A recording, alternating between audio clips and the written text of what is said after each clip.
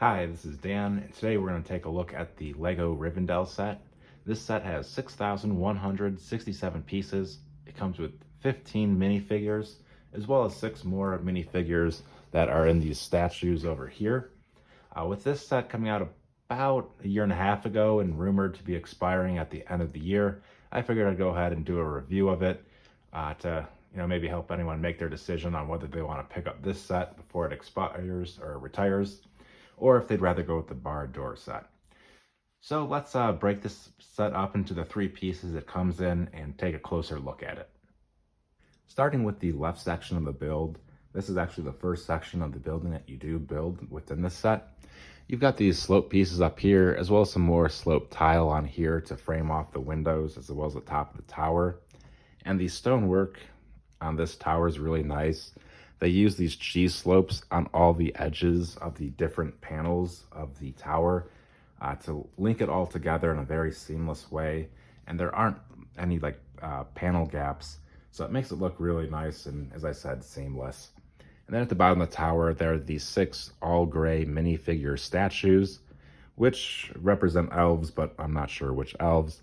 And also you can slide this leaf element out of the way, and there's like a little nook down in here where you can stick one of the hobbits so they can hide down there.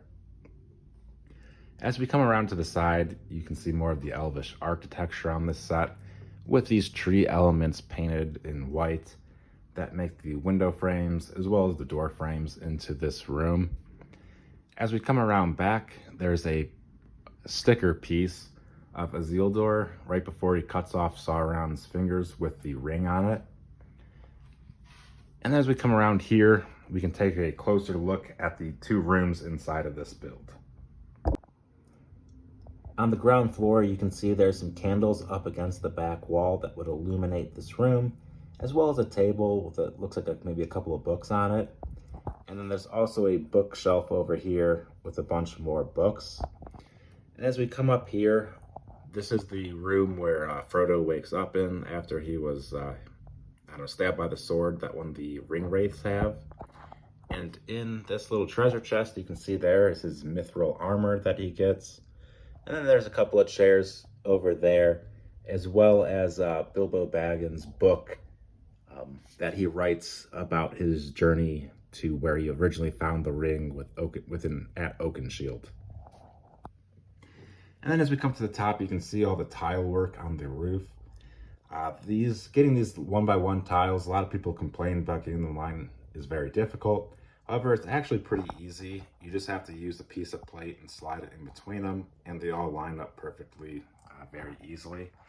So now let's move on to the next section of this build. Next, we're going to take a look at the center section of this build. This is the largest and most impressive section of this build. As we go do a quick little 360 here, you can get a quick little glance at all the detail and all the scenes within this center build. So starting off on the right side here, you got this little gazebo that's built on an angle from the main building. And there's a little table in here with some bread wrapped in the leaves. As we come over to the center now, there's this large tree, which is really cool. The building techniques and all the different pieces, as well as the tree roots that kind of run down to the sides over there. And they even come out at the bottom down here. And then over here is the very recognizable scene from the Fellowship of the Ring, where you've got all the chairs around the table where the Fellowship of the Ring members were discussing, what to do with the ring. And then over here, you also got Elrond's chair, which is definitely a little more impressive than the rest. And what's cool is this can pop out, and you can see a little more detail here, as well as that tree. So this can be like a little display piece on its own, away from the rest of the set. And then underneath it, you can see the Eye of Sauron, which may have been an Easter egg at the time of the set designer saying Barad-dûr is coming next. But maybe it isn't, and that's just the all-seeing eye looking on Rivendell as the orc army found out that the Fellowship of the Ring was meeting there with the ring. I'll pop that back into place. And as we come around to the side here, there's another sticker piece here showing the elves making the rings of power, as well as an entryway into this room from the left section of the build. As we come around back here, you've got another city within Lord of the Rings, as well as this pirate ship. I think that may have been the pirate ship with the pirates from the Return of the King scene, all the ghosts who helped them win the final battle. And then here is Isildur's broken sword. Let's see if we can zoom in on that a little bit. You can see it's broken from after he cut the ring and fingers off of Sauron. Now we've come around to the side a little bit. There's this nice little bench here on the back. You never really see it when the set's on display, but they put a lot of attention to detail in the set. They put a bench there, as well as the small tree that once again kind of hard to see when from the front side, as well as this nice tree over here. And then you can see this roof design with all those little tiles are still, it goes across the whole roof, and it's included in the center section. Now I'm going to take this camera off the stand and we'll get a little more detail into the room down here, as well as some of the Easter eggs within it. Starting here, that's another look at that printed piece, or the sticker piece, I'm sorry, of Minas Tirith, as well as the printed piece of that pirate ship again. And here we can see Isildur's broken sword in a little more detail. And as we come down to the main level, you can see all these really nice printed tile pieces. And there are a lot of those printed tile pieces throughout this main level in the build. You can also see there's candles throughout this main level, kind of showing how this room would be illuminated at night.